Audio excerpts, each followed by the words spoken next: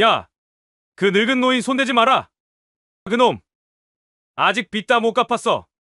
하진은 귀를 의심했다.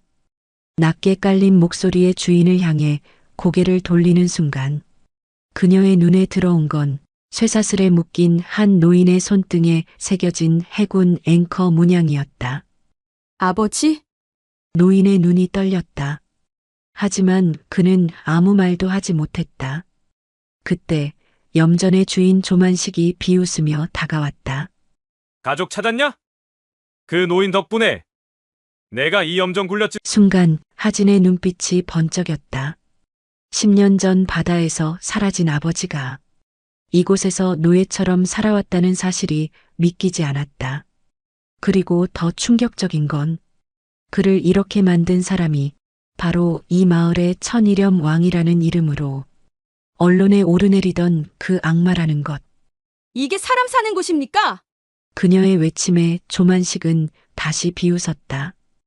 정혜, 그런 건 소금처럼 말라 죽은 지 오래야. 피보다 짠 소금, 그 속에 숨겨진 부녀의 비밀. 전직 여군 강하진, 그녀는 끝내 정의를 세울 수 있을까요? 충격적인 그 이야기 함께 해주세요. 구독, 좋아요 부탁드리며 댓글에 지금 계신 곳을 적어주시면 제가 따뜻하게 인사드릴게요. 그럼 오늘의 이야기 속으로 들어가겠습니다.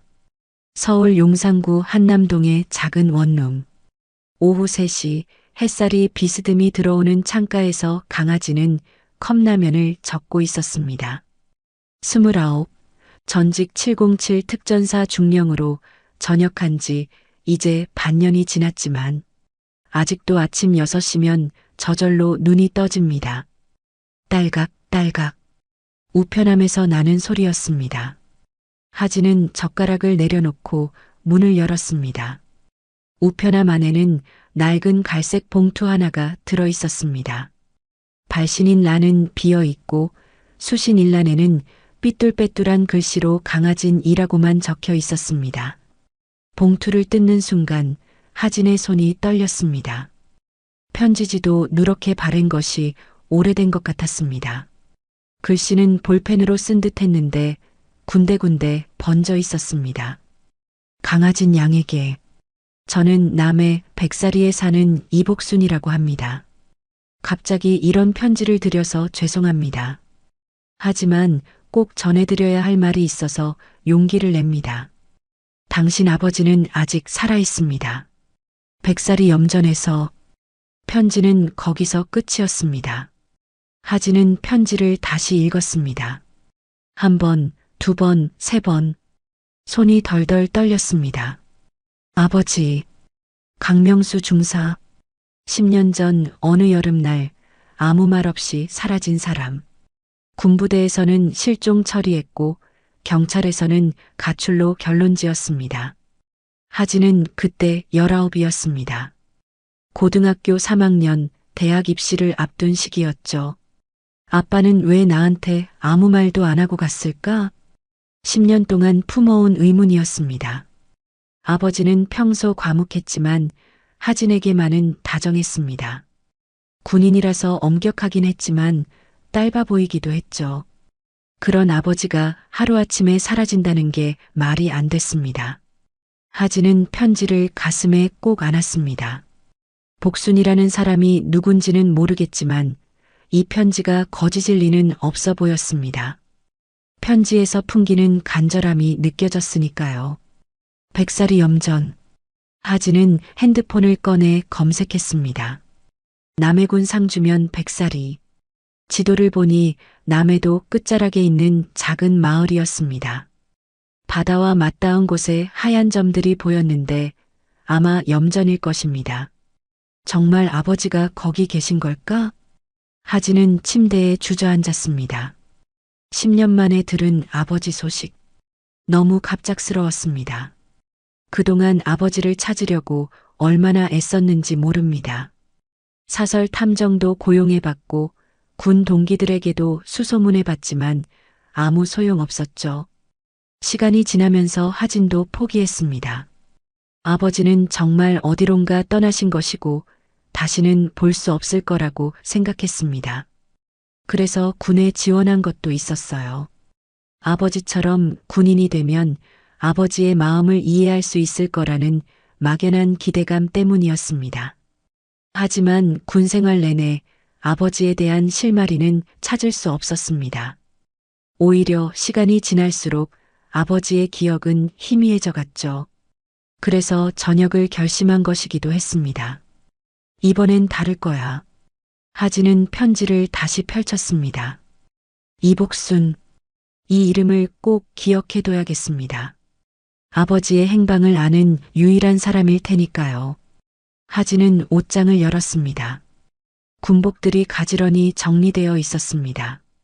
계급장도 부대 마크도 그대로였죠. 하지만 이번엔 군복을 입지 않을 것입니다. 이번엔 군인이 아니라 딸로서 싸울 거야.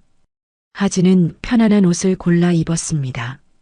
청바지에 흰색 티셔츠, 그리고 운동화. 가방에는 필요한 것들만 챙겼습니다.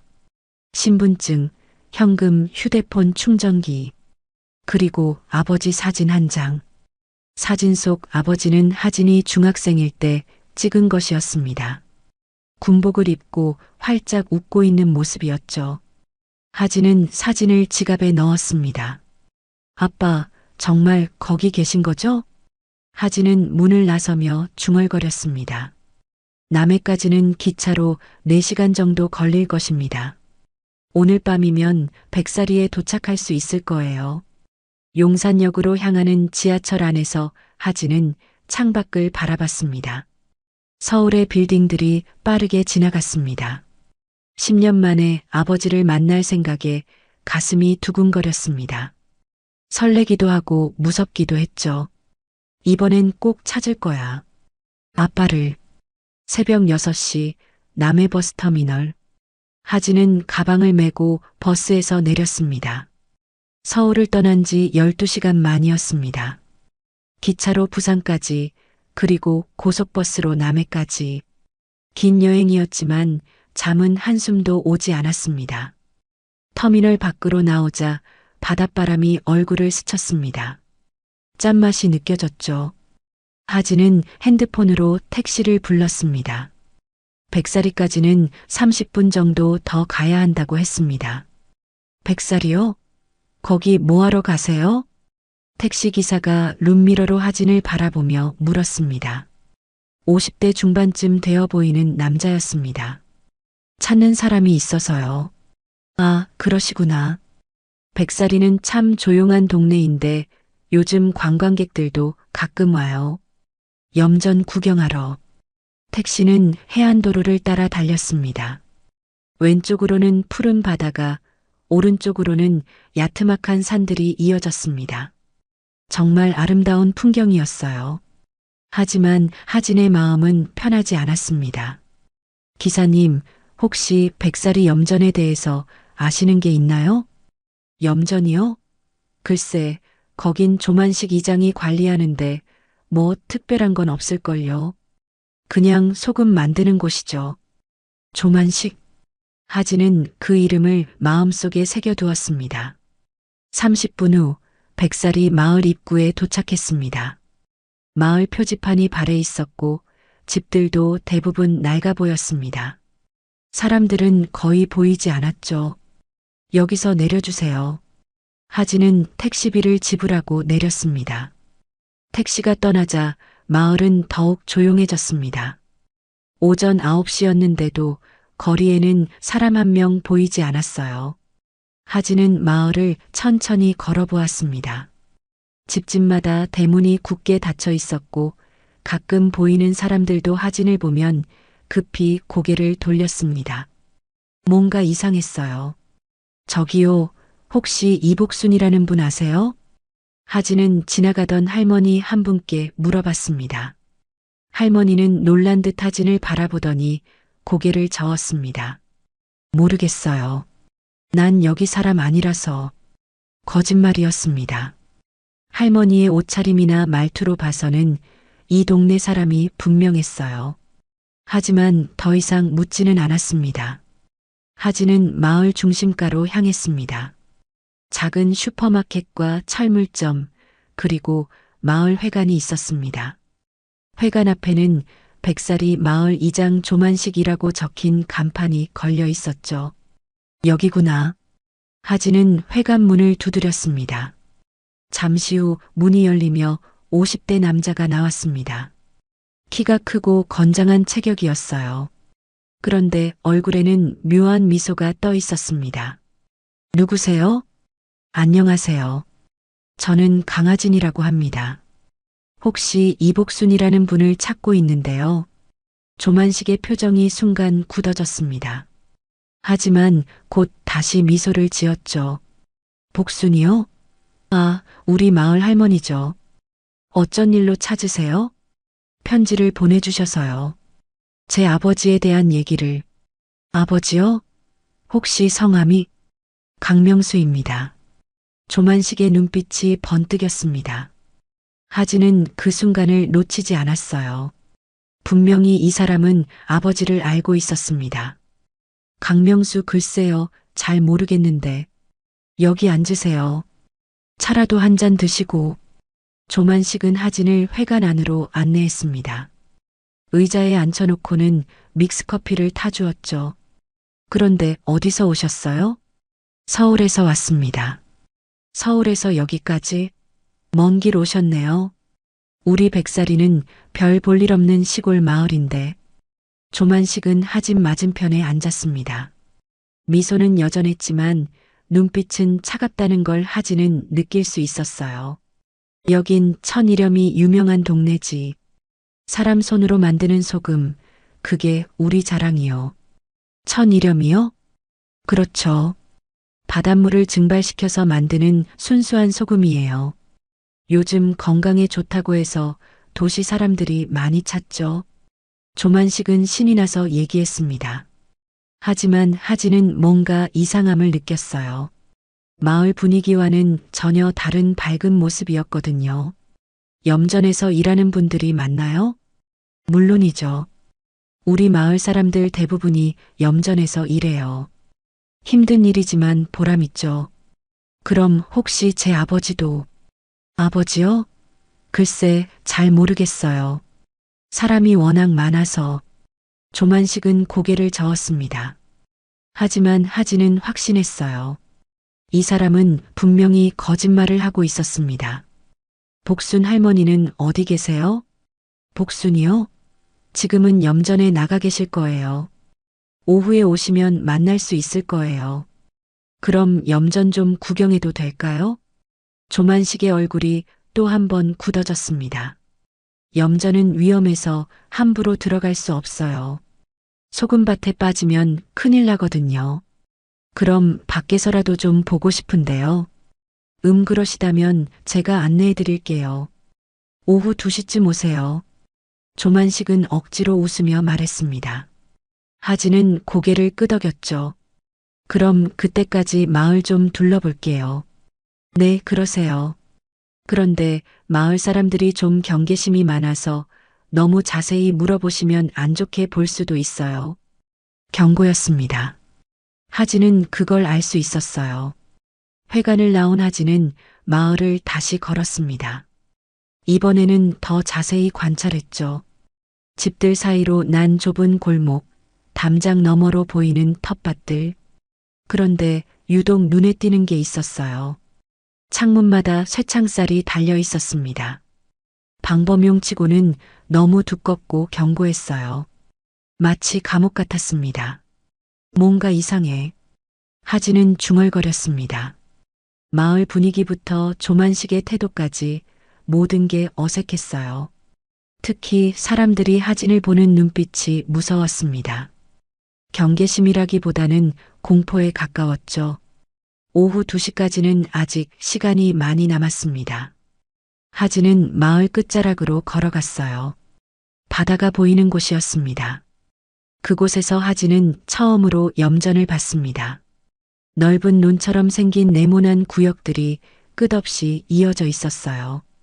그 위로 하얀 소금이 반짝이고 있었습니다. 아름다웠습니다. 하지만 뭔가 섬뜩하기도 했어요. 너무 조용했거든요. 사람 한 명 보이지 않았습니다. 정말 여기서 사람들이 일하는 걸까? 하진은 의문을 품었습니다. 그때였어요. 멀리서 쇠사슬이 끌리는 소리가 들렸습니다. 쨍그랑 쨍그랑. 하진은 귀를 기울였습니다. 분명히 들렸어요. 누군가 무거운 쇠사슬을 끌고 가는 소리였습니다. 쨍그랑 쨍그랑. 소리는 계속 이어졌습니다. 하진은 소리가 나는 쪽으로 조심스럽게 다가갔습니다. 염전 가장자리 철조망 근처였어요. 하지만 가까이 가자 소리는 멈췄습니다. 누가 있나? 하진은 주위를 둘러봤지만 아무도 보이지 않았습니다. 혹시 바람에 뭔가 부딪힌 소리였을까요? 하지만 분명히 쇠사슬 소리였어요. 오후 2시가 되자 하진은 마을 회관으로 돌아갔습니다. 조만식이 기다리고 있었어요. 오셨네요. 그럼 염전 구경시켜 드릴게요. 조만식은 하진을 염전 입구로 안내했습니다. 가까이서 보니 정말 넓었어요. 축구장 30개는 좋게 될 것 같았습니다. 우와, 정말 크네요. 우리 백사리 염전이 남해에서 제일 큰 거예요. 바닷물을 여기 가둬두고 햇볕으로 증발시키면 소금이 남는 거죠.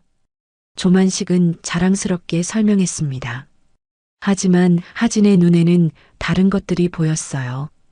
염전 곳곳에 설치된 철조망과 감시 카메라들, 그리고 입구에 걸린 출입금지 팻말들.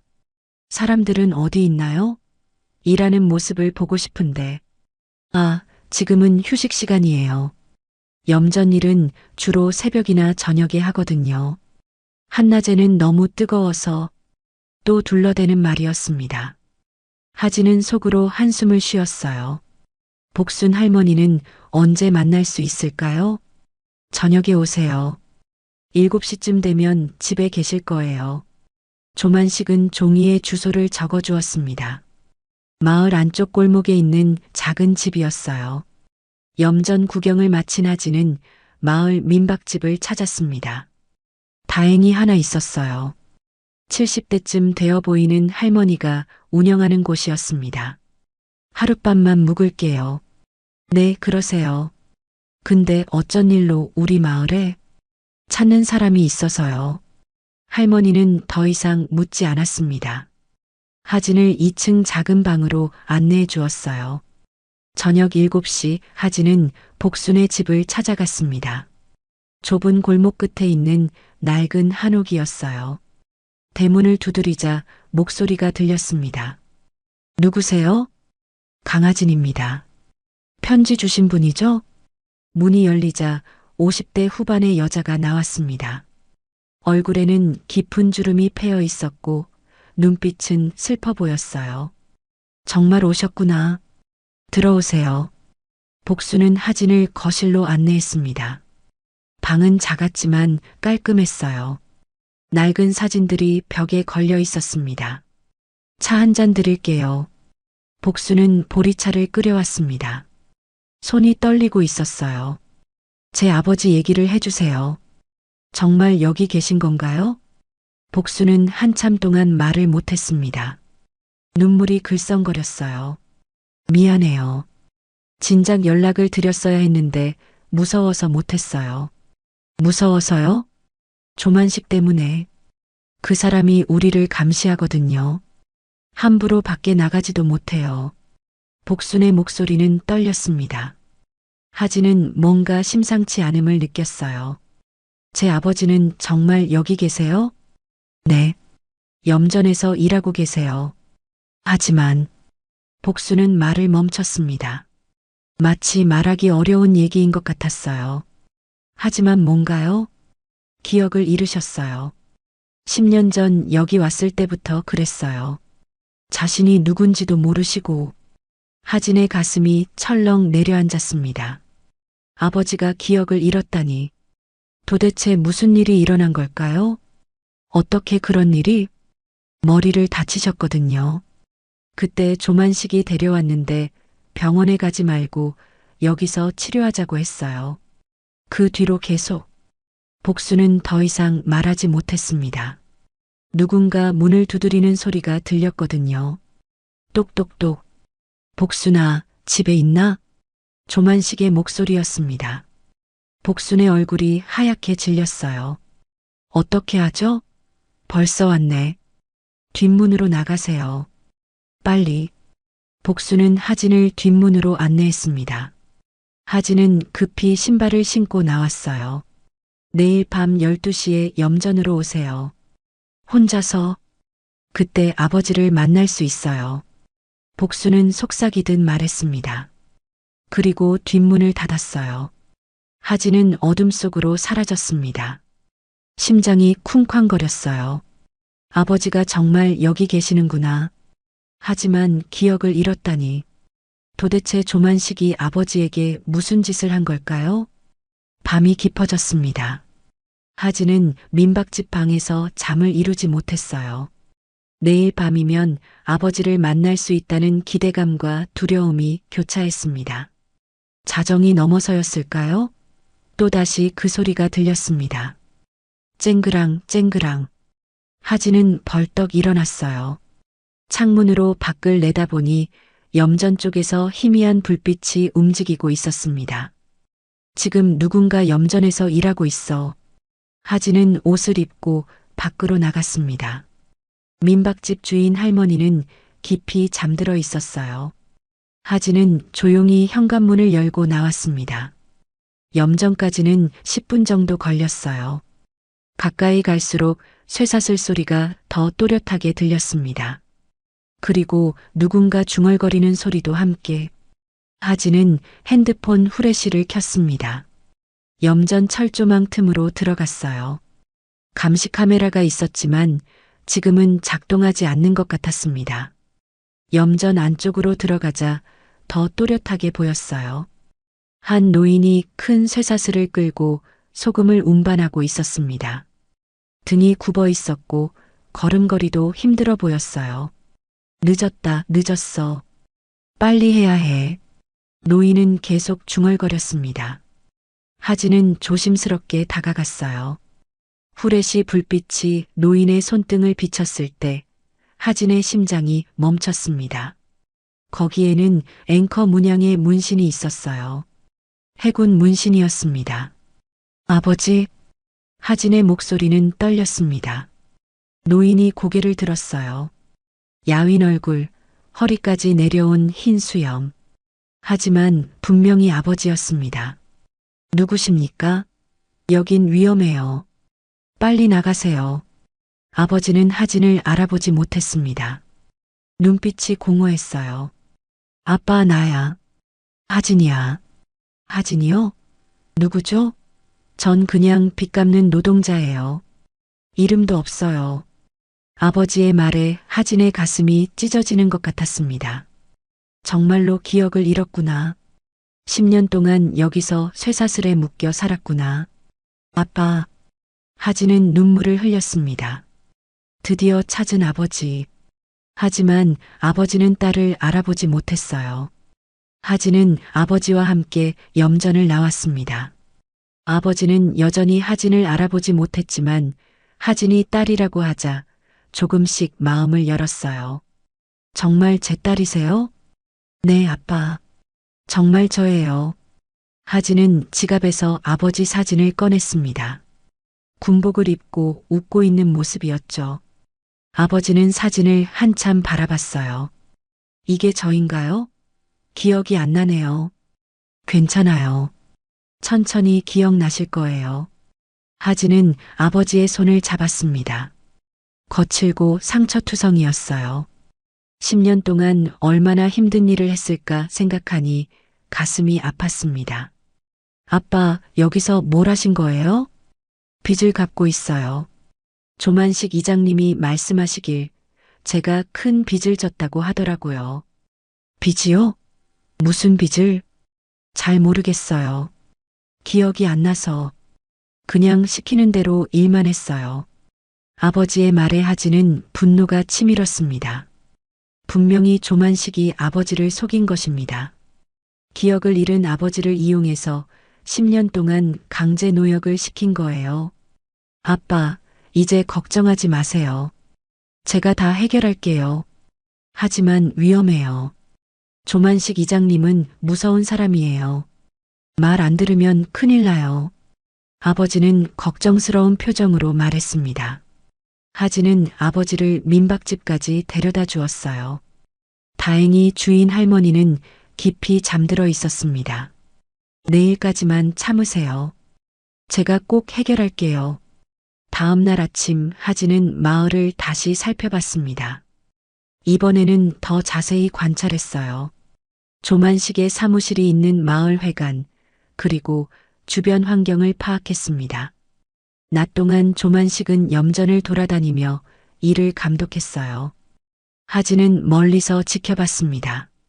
오후 5시쯤 되자 조만식은 회관으로 돌아왔어요. 저녁 9시 회관의 불이 꺼졌습니다. 조만식이 집으로 간 것 같았어요. 하진은 1시간 더 기다렸습니다. 주변이 완전히 조용해진 것을 확인하고 나서 움직였어요. 회관 뒷문은 생각보다 쉽게 열렸습니다. 하진은 핸드폰 후레쉬를 켜고 안으로 들어갔어요. 사무실은 1층에 있었습니다. 사무실 문도 잠겨 있지 않았어요. 너무 쉬워서 오히려 의심스러웠습니다. 하진은 조심스럽게 문을 열고 들어갔어요. 사무실은 꽤 넓었습니다. 큰 책상과 서류 캐비닛들이 있었어요. 벽에는 염전 사진들과 상장들이 걸려 있었습니다. 하진은 책상부터 뒤졌습니다. 서랍을 하나씩 열어봤어요. 대부분 일반적인 서류들이었습니다. 염전 관리 관련 문서들, 소금 판매 계약서들. 세 번째 서랍을 열었을 때였습니다. 맨 아래쪽에 낡은 장부 하나가 있었어요. 표지에는 인원관리대장이라고 적혀 있었습니다. 하진은 장부를 꺼내 펼쳤습니다. 첫 페이지부터 사람들 이름이 빼곡히 적혀 있었어요. 이름 옆에는 나이, 고향, 그리고 빚금액이 적혀 있었습니다. 김철수 65세, 부산 500만 원 노역 중. 박영희 58세, 대구 300만 원 노역 중. 하진은 페이지를 넘겼습니다. 더 많은 이름들이 나왔어요. 모두 비슷한 형태였습니다. 빚을 졌다는 이유로 염전에서 강제 노역을 하고 있는 사람들의 명단이었어요. 중간쯤 페이지에서 하진의 손이 멈췄습니다. 이한수 28세, 서울 1천만 원 변상 중 사망. 이한수, 복순의 아들 이름이었습니다. 그리고 사망이라는 글자가 적혀 있었어요. 하진의 가슴이 철렁했습니다. 마지막 페이지로 넘어갔을 때 하진은 숨이 멎었습니다. 강명수 43세, 서울, 신분증 보관 10년. 아버지 이름이 있었어요. 다른 사람들과는 달리 빚금액 대신 신분증 보관이라고 적혀 있었습니다. 그리고 10년이라는 기간이. 하진은 장부를 더 자세히 봤습니다. 아버지 이름 아래쪽에 작은 글씨로 메모가 적혀 있었어요. 해상 비리 자료 수집 시도, 기억상실 처리, 장기 격리. 해상 비리. 아버지가 무슨 비리를 파헤치려 했던 걸까요? 그래서 조만식이 아버지를 여기 가둬둔 건가요? 하진은 장부를 계속 읽었습니다. 더 충격적인 내용들이 나왔어요. 도주 시도자, 처벌 방법, 신분증 압수 및 은행 계좌 동결, 가족 연락 차단, 기억 상실 유도, 약물 사용. 하진은 분노에 떨었습니다. 이곳은 염전이 아니라 감옥이었어요. 조만식은 사람들을 속여서 이곳에 가둬두고 강제 노역을 시키고 있었습니다. 장부 마지막 페이지에는 더 끔찍한 내용이 있었어요. 사망자 처리 방법, 가족 통보 금지, 화장 후 받아투기, 사망 원인 사고사 처리. 이한수도 이렇게 죽었구나. 그리고 복수는 아직도 아들이 살아있는 줄 알고 있는 거예요. 하진은 장부를 읽으며 눈물을 흘렸습니다. 아버지뿐만 아니라 수십 명의 사람들이 여기서 고통받고 있었어요. 어떤 사람들은 이미 죽었고 어떤 사람들은 아직도 쇠사슬에 묶여 살고 있었습니다. 이 악마 같은 놈. 하진은 분노에 참지 못하고 장부를 쥐어찼습니다. 그 순간 밖에서 발소리가 들렸어요. 누가 거기 있나? 조만식의 목소리였습니다. 하진은 황급히 장부를 가방에 넣었어요. 증거로 가져가야 했습니다. 발소리가 점점 가까워졌습니다.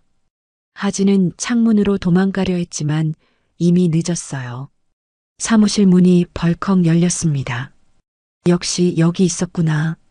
조만식이 나타났습니다. 얼굴에는 차가운 미소가 떠 있었어요. 뭐 하는 거냐? 진실을 찾고 있어요. 하진은 당당하게 말했습니다. 이제 숨길 것도 없었어요. 진실? 무슨 진실? 여기서 사람들을 감금하고 강제 노역시키는 것 말이에요. 제 아버지를 10년 동안 가둬둔 것도요. 조만식의 얼굴이 순간 굳어졌습니다. 내가 뭘 안다고 그런 소리를 하냐? 다 알아요.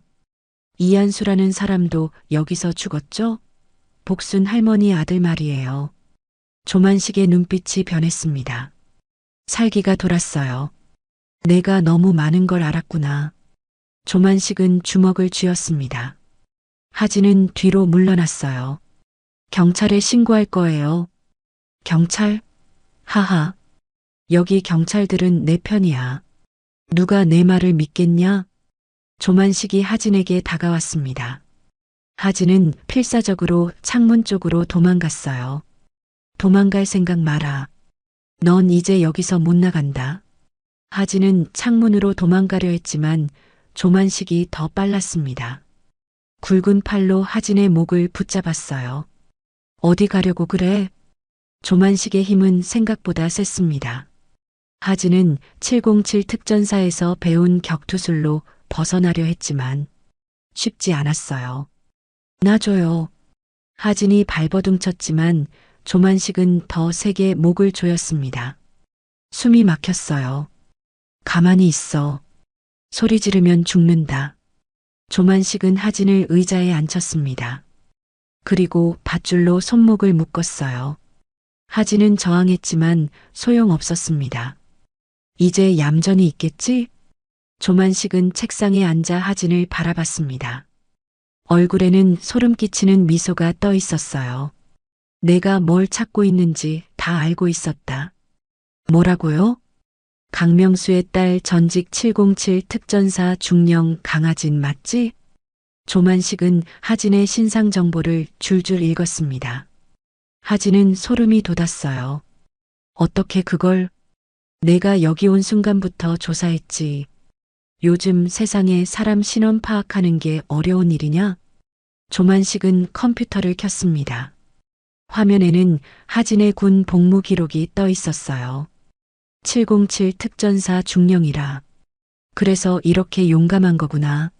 제 아버지에게 뭘 한 거예요?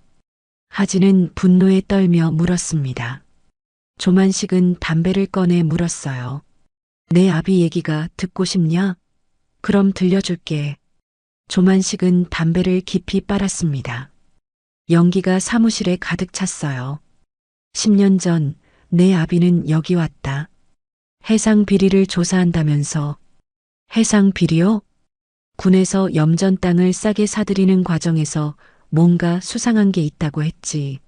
서류를 조사하고 증거를 모으려고 했어. 조만식의 말에 하진은 놀랐습니다. 아버지가 비리를 조사하려 했던 거군요. 그래서 어떻게 한 거예요? 내 아비는 비리 서류를 훔치려 했지. 난 그놈을 팔아넘겼고 그 덕에 내 염전이 커졌어. 조만식은 비웃으며 말했습니다. 하진의 얼굴이 일그러졌어요.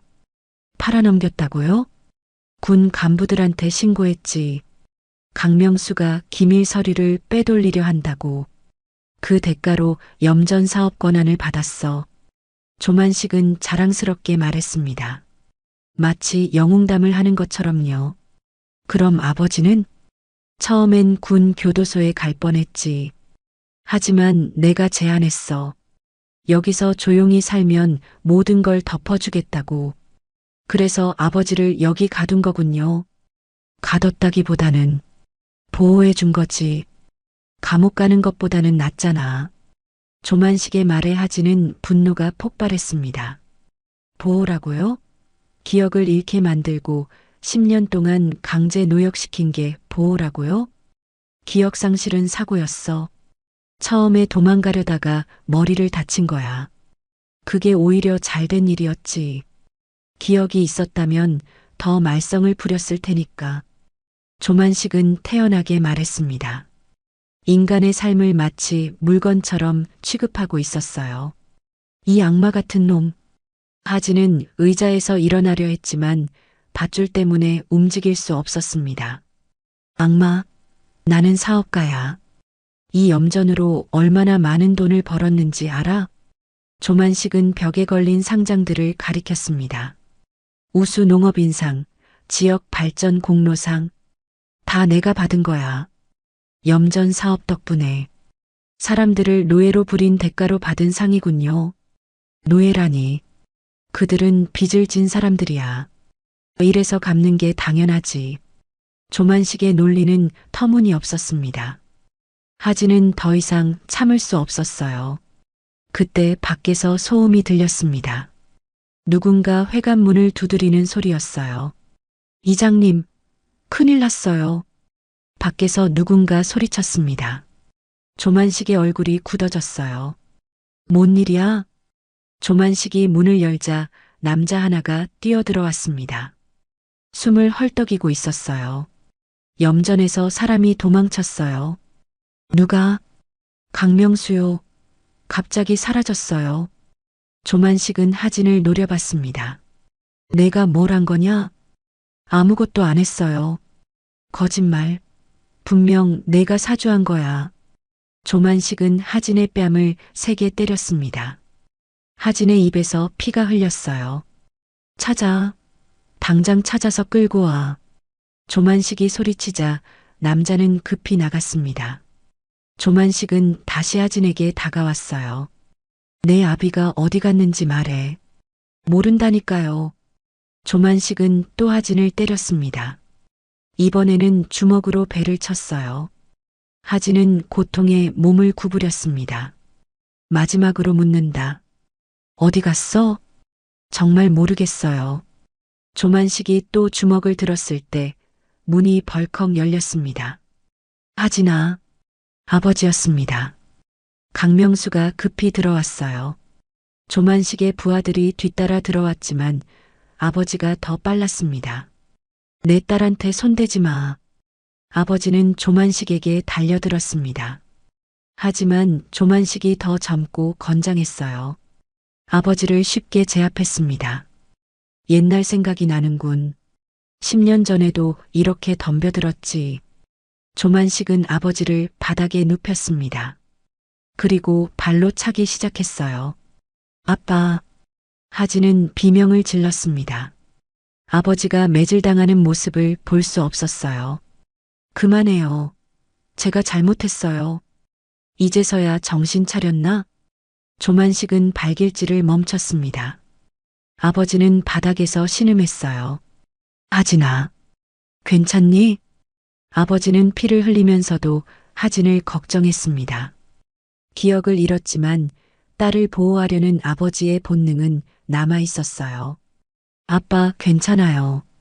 괜찮다고요. 하진은 눈물을 흘리며 말했습니다. 10년 만에 만난 아버지가 자신 때문에 고통받고 있다니. 참 보기 좋은 부녀상봉이네. 조만식은 비웃었습니다. 이제 둘 다 여기서 못 나간다. 영원히. 그때 창문 밖에서 누군가 지켜보고 있었습니다. 복순이었어요.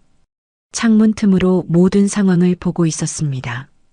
복순의 눈에는 분노의 불꽃이 타오르고 있었어요. 주먹을 꽉 쥐고 있었습니다. 그놈, 내 아들도 이렇게 만들었어. 복순은 작은 목소리로 중얼거렸습니다. 그리고 피 묻은 손으로 주먹을 쥐었어요. 이번엔 내가 끝내마. 복순은 조용히 돌아섰습니다. 결심을 한 것 같았어요. 오늘 밤 모든 게 끝날 것입니다. 복순은 회관을 떠나 마을 뒷골목으로 향했습니다. 발걸음은 빨랐지만 조용했어요. 50년 넘게 이 마을에서 살면서 어디에 무엇이 있는지 모르는 곳이 없었습니다. 복순이 향한 곳은 마을 전자상가였습니다. 윤동규의 가게였어요. 비록 밤늦은 시간이었지만 윤동규는 아직 깨어 있을 것입니다. 복순은 뒷문을 두드렸어요. 동규야, 나야. 복순이야. 잠시 후 문이 열렸습니다. 30대 중반의 남자가 나왔어요. 안경을 쓰고 있었고 손에는 전자부품을 들고 있었습니다. 복순 누나, 이 시간에 웬일이세요? 급한 일이 있어. 들어가도 될까? 윤동규는 복순을 안으로 안내했습니다. 가게 안에는 각종 전자제품들이 가득했어요. 컴퓨터와 감시 카메라, 드론까지 있었습니다. 무슨 일인데 이렇게 늦게? 조만식이 사람을 또 해쳤어. 이번엔 서울에서 온 여자야. 복순의 목소리는 떨렸습니다. 윤동규의 얼굴이 굳어졌어요. 또요? 이번엔 누군데요? 강명수 중사 딸이야. 아버지 찾으러 왔다가 잡혔어. 윤동규는 한숨을 쉬었습니다. 복순과 윤동규는 오랜 친구였어요. 윤동규의 아버지도 한때 조만식의 염전에서 일했었거든요. 다행히 큰 사고 없이 나왔지만 그 일 이후로 윤동규는 조만식을 미워했습니다. 이제 그만 끝내야 해. 더 이상 못 참겠어. 복순은 주먹을 쥐었습니다. 윤동규는 복순의 결심을 읽을 수 있었어요. 누나, 혹시 그것 때문에 온 거 아니죠? 맞아. 내가 가지고 있는 그거 말이야. 윤동규는 망설였습니다. 복순이 말하는 것은 조만식의 금고에서 가져온 하드디스크였어요. 2년 전 윤동규가 조만식 집 보안 시스템을 설치하면서 몰래 가져온 것이었습니다. 누나, 그거 너무 위험해요. 조만식이 알면 이미 위험한 상황이야. 이제 선택의 여지가 없어. 복순은 윤동규의 손을 잡았습니다. 한수가 죽은 진짜 이유를 알고 싶어. 그리고 더 이상 피해자가 나오지 않게 하고 싶어. 윤동규는 고개를 끄덕였습니다. 복순의 아들 이한수는 윤동규의 친구였어요. 함께 자란 동네 형이었습니다. 알겠어요. 가져올게요. 윤동규는 안쪽 방으로 들어갔습니다. 금고를 열고 작은 외장하드를 꺼냈어요. 복순은 그것을 받아들었습니다. 이 안에 뭐가 들어있는지 확인해 봤어? 네. 처음엔 무서워서 못 봤는데 한수형 일 이후로 보게 됐어요. 윤동규는 컴퓨터를 켰습니다. 하드디스크를 연결하자 폴더 하나가 나타났어요. 해상 비리 2015라는 이름이었습니다. 이걸 열어보세요. 윤동규가 폴더를 클릭했습니다. 안에는 동영상 파일들이 가득했어요. 날짜별로 정리되어 있었습니다. 이게 뭐야? 조만식이 군 간부들과 거래하는 장면들이에요. 몰래 촬영한 것 같아요. 윤동규는 첫 번째 파일을 열었습니다. 화면에 조만식과 군복을 입은 남자가 나타났어요. 어둠 속에서 만나는 모습이었습니다. 이 땅을 어떻게 처리할 건가? 군복 남자의 목소리였습니다. 걱정 마세요.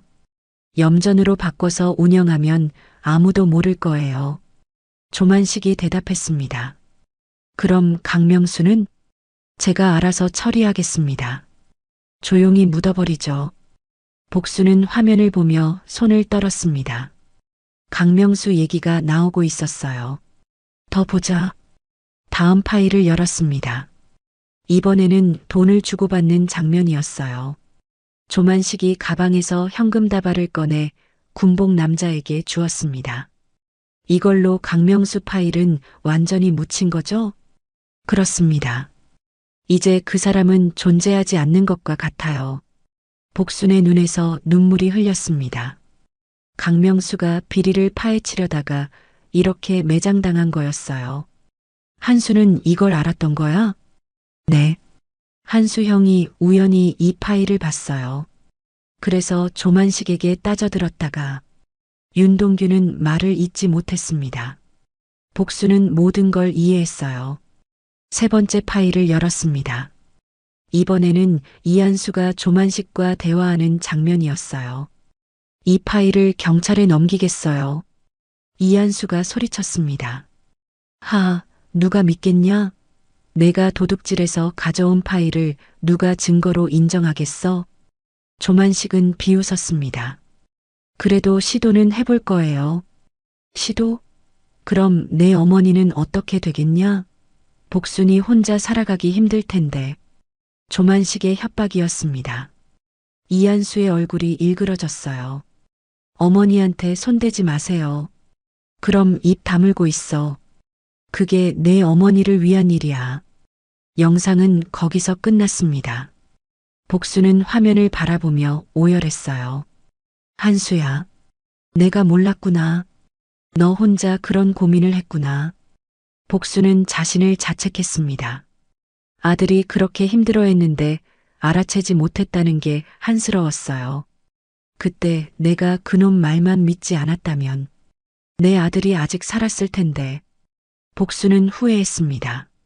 조만식이 이한수가 사고로 죽었다고 했을 때 의심해봐야 했는데 너무 순진했어요. 누나, 이제 어떻게 할 거예요? 윤동규가 물었습니다. 복수는 눈물을 닦았어요. 경찰에 신고할 거야. 하지만 조만식 말대로 경찰들이 믿을까요? 모르겠어. 하지만 시도는 해봐야지. 복수는 핸드폰을 꺼냈습니다. 하지만 손이 떨려서 번호를 누르기 어려웠어요. 내가 도와드릴게요. 윤동규가 복순의 핸드폰을 받았습니다. 그리고 112번을 눌렀어요. 여보세요? 신고할 일이 있습니다. 복수는 경찰에게 모든 상황을 설명했습니다. 처음에는 믿지 않는 것 같았어요. 하지만 하드디스크 얘기를 하자 관심을 보였습니다. 내일 아침에 직접 가겠습니다. 증거물도 가져오고요. 통화를 마친 복수는 안도했습니다. 드디어 첫걸음을 뗀 거예요. 누나, 하진 씨는 어떻게 해요? 지금 조만식한테 잡혀 있어. 구해야 해. 그럼 지금 가야죠. 윤동규는 급히 일어났습니다. 하지만 복수는 고개를 저었어요. 아니야. 지금 가면 더 위험해져. 내일 경찰이 오면 그때 구출하자. 복수는 하진에게 미안했지만 현실적인 판단을 했어요. 지금 무작정 들이대면 하진과 강명수 모두 위험해질 수 있었습니다. 하진아, 조금만 참아. 내일이면 모든 게 끝날 거야.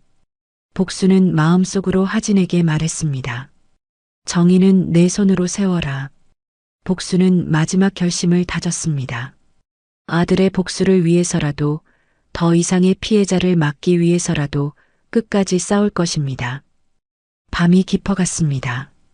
내일이면 백사리 마을에 정의의 바람이 불어올 것입니다. 다음 날 아침 7시 남해경찰서에서 출발한 경찰차 2대가 백사리로 향했습니다. 복수는 윤동규와 함께 경찰서에서 하드디스크를 제출했어요. 경찰들은 처음에는 반신반의했지만 영상을 본 후 즉시 수사에 착수했습니다. 정말 이런 일이 일어나고 있었다니. 수사과장은 충격을 받았습니다. 하드디스크 속 영상들은 너무나 명확한 증거였어요. 지금 인질로 잡혀있는 사람이 있다고 하셨죠? 네, 강하진이라는 여자예요. 그리고 아버지 강명수도요. 복수는 다급히 설명했습니다. 경찰들은 즉시 구조 작업을 준비했어요. 한편 서울에서는 또 다른 움직임이 있었습니다. 탐사보도 전문 기자 김윤아가 익명의 제보를 받았어요. 백사리 염전에서 벌어지는 현대판 노예제에 대한 내용이었습니다. 이게 정말이야? 김윤아는 제보 내용을 보며 놀랐습니다. 너무나 충격적인 내용이었어요. 즉시 카메라팀과 함께 남해로 출발했습니다. 오전 9시 경찰차들이 백사리에 도착했습니다. 마을 사람들은 갑작스러운 경찰의 등장에 당황했어요. 하지만 아무도 나서서 말하지 않았습니다. 조만식이 어디 있습니까? 경찰관이 물었지만 사람들은 고개만 저었어요. 모두 무서워하고 있었습니다. 그때 회관에서 조만식이 나왔습니다. 태연한 표정이었어요. 무슨 일로 오셨습니까? 강제 감금과 인신매매 혐의로 수사 중입니다. 강하진과 강명수를 즉시 석방하세요. 조만식의 얼굴이 순간 굳어졌습니다. 하지만 곧 미소를 지었어요. 무슨 말씀인지 모르겠는데요. 우리 마을에는 그런 사람 없습니다. 증거가 있습니다. 하드디스크 영상을 봤어요. 경찰관이 말하자 조만식의 안색이 변했습니다. 하드디스크요? 그게 뭐죠? 모르시겠다고요? 그럼 직접 확인해 보시죠. 경찰들은 회관을 수색하기 시작했습니다. 조만식은 갑자기 뒤로 물러났어요. 잠깐, 저는 변호사와 상의하고 싶습니다. 지금은 긴급 상황입니다. 인질이 위험에 처해 있어요. 경찰관이 회관 사무실 문을 열었을 때 안에는 아무도 없었습니다. 의자에 묶여있던 밧줄만 바닥에 떨어져 있었어요. 어디 갔지?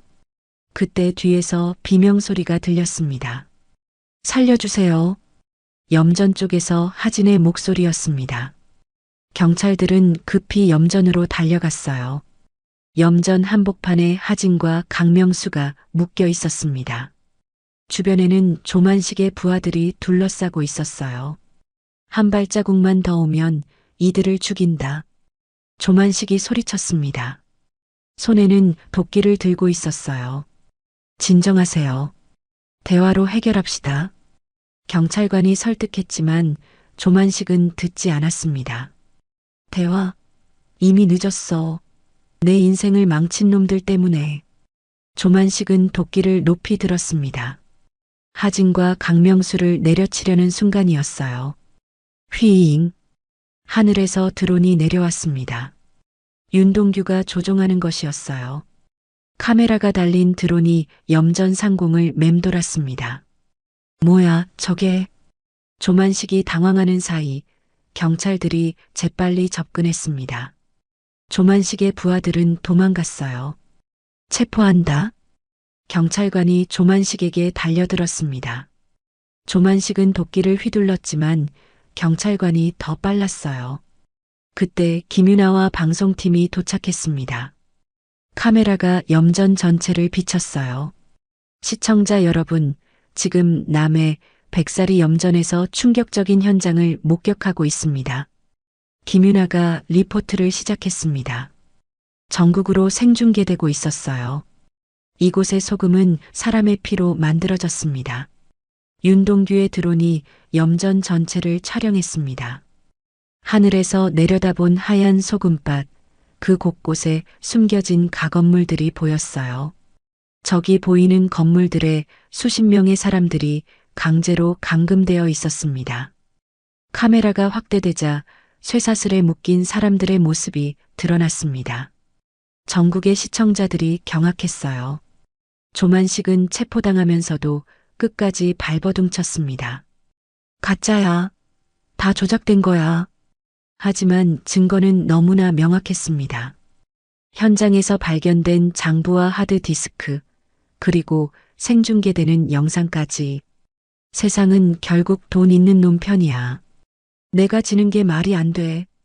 조만식이 마지막으로 소리쳤습니다. 그리고 갑자기 경찰의 손을 뿌리치고 도망가기 시작했어요. 저놈을 잡아. 경찰들이 뒤쫓았지만 조만식은 마을 뒷산으로 올라갔습니다. 절벽으로 향하고 있었어요. 더 이상 갈 곳이 없습니다. 항복하세요. 경찰관이 소리쳤지만 조만식은 절벽 끝에 서서 바다를 내려다봤습니다. 내가 10년 동안 쌓은 게 하루아침에 무너진다고? 절대 안 돼. 조만식은 마지막까지 현실을 인정하지 않았습니다. 그리고 절벽에서 발을 헛디뎠어요. 아! 조만식이 절벽 아래로 떨어졌습니다.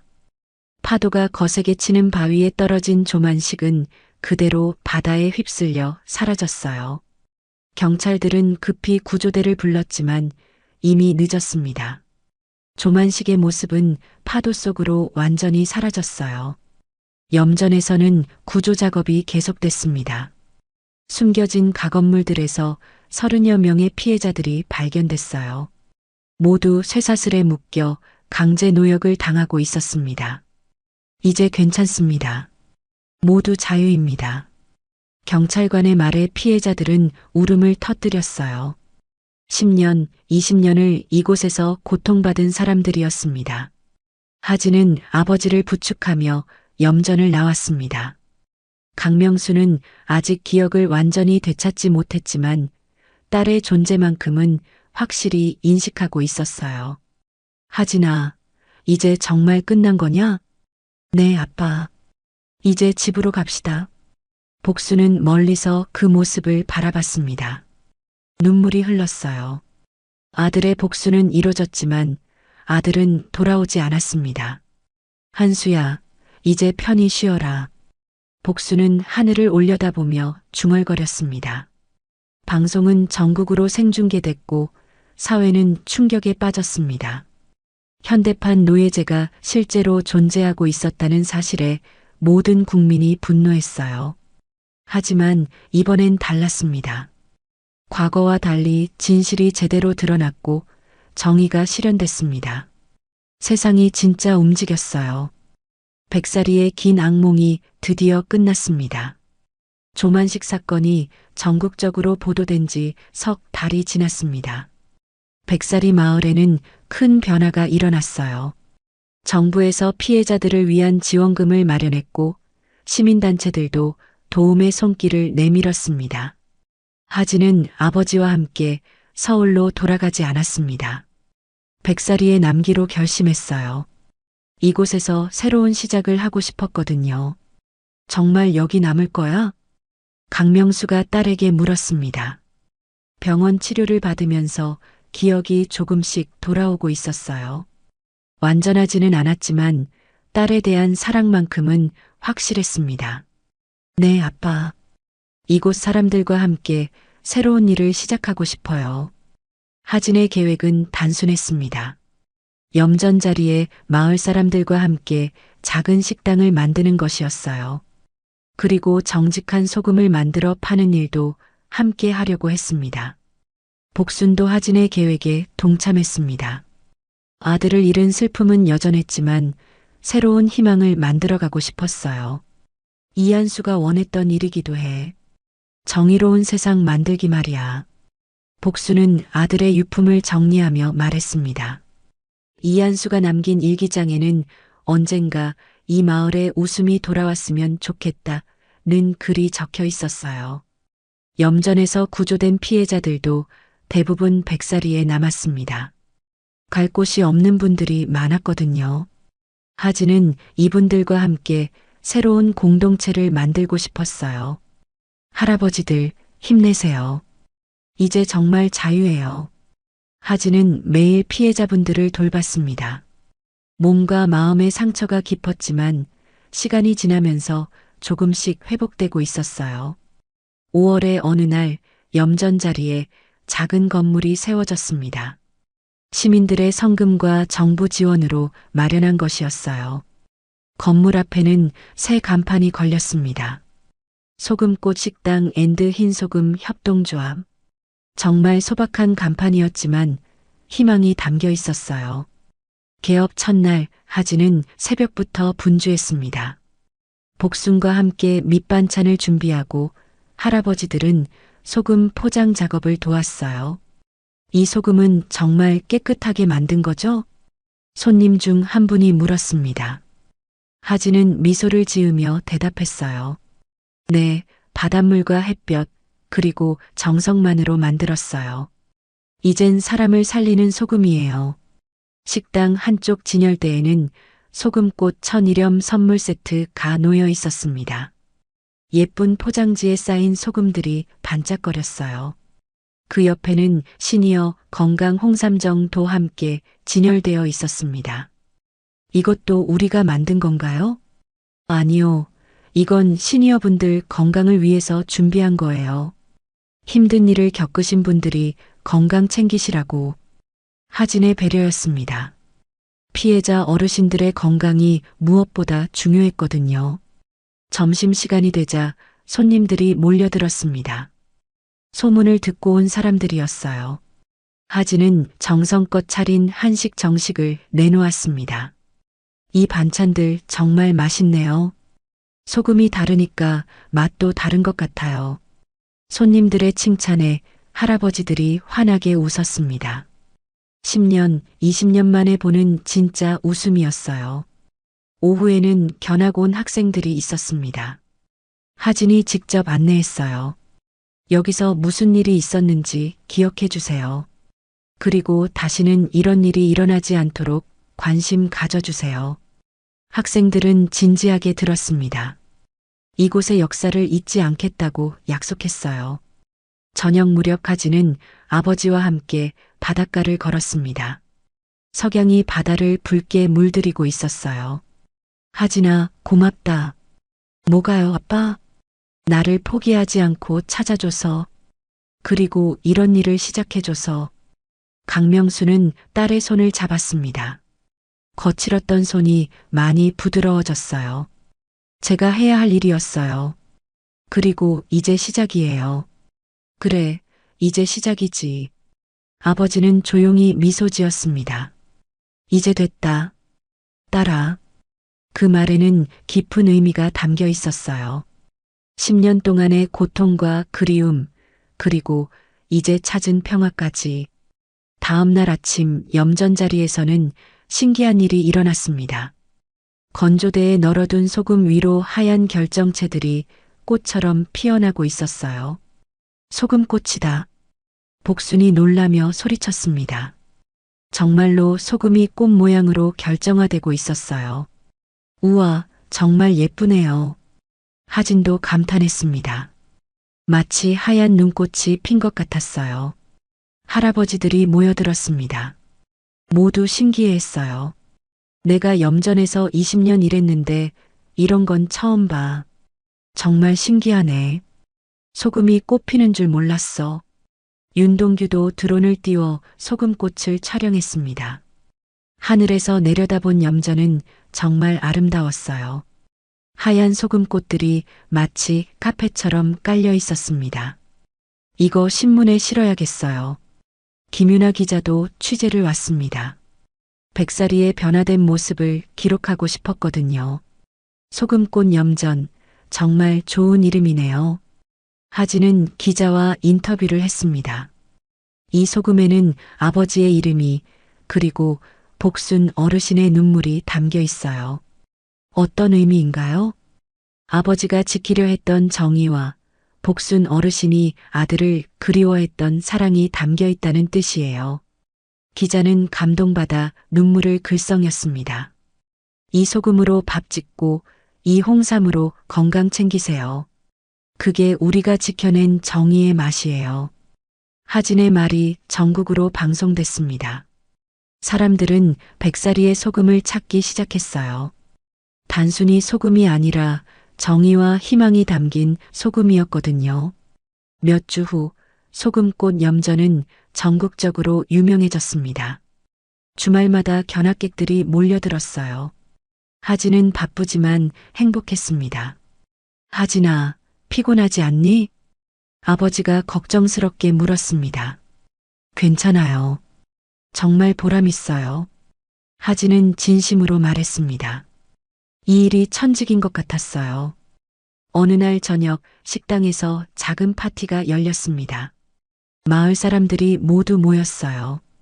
피해자 할아버지들부터 윤동규, 복순까지. 소금꽃 염전 성공을 축하합니다. 모두가 박수쳤습니다. 하진은 감사 인사를 했어요. 여러분 덕분에 여기까지 올 수 있었어요. 앞으로도 함께 해주세요. 복순이 일어나서 말했습니다.